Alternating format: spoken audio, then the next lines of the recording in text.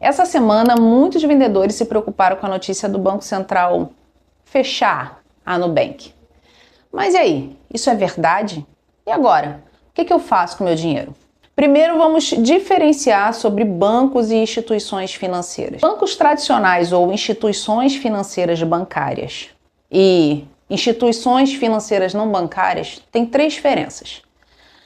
Os bancos, eles têm agências físicas, possuem contas correntes e aceitam depósitos à vista, que é quando você vai ao banco e deposita ali direto na boca do caixa. Portanto, todas essas instituições digitais que não possuem essas três características não são bancos, embora ofereçam os mesmos serviços que os bancos tradicionais. Chocados? Essa semana, o Banco Central determinou que essas instituições não poderão mais utilizar o bank, que é banco em inglês, no nome, justamente para deixar ainda mais clara essa diferença. As empresas que não são bancos terão duas opções: ou tirar o bank do nome ou se transformarem em um banco tradicional. Então o C6 Bank se chamaria C6, Citibank se chamaria Citi e Nubank se chamaria Nu. Ou sei lá, qualquer coisa do tipo.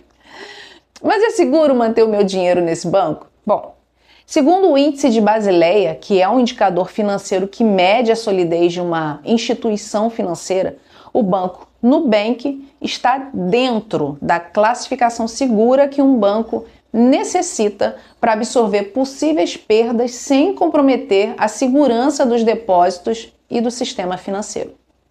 Além disso, hoje, o Nubank é um dos 3 maiores bancos do Brasil em números de clientes. Tá, mas ele vai quebrar? Bom, eu sou uma mera mortal e não posso te garantir isso, mas é muito, muito difícil mesmo que um banco desse tamanho venha quebrar. Até porque se ele quebrar, praticamente o Brasil quebra. Pensa o que seria 100 milhões de brasileiros sem acesso ao seu próprio dinheiro. Tem ideia do caos?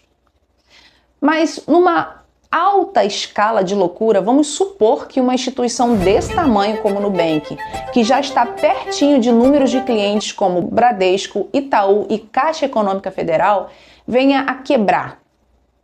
Pode ter certeza que se um outro banco não comprar, o governo compra. O Brasil não pode parar por causa de uma empresa. Então, vamos acalmar o coração e a cabeça e seguir em frente, porque o problema não são as funcionalidades, é só o nome. Até a próxima!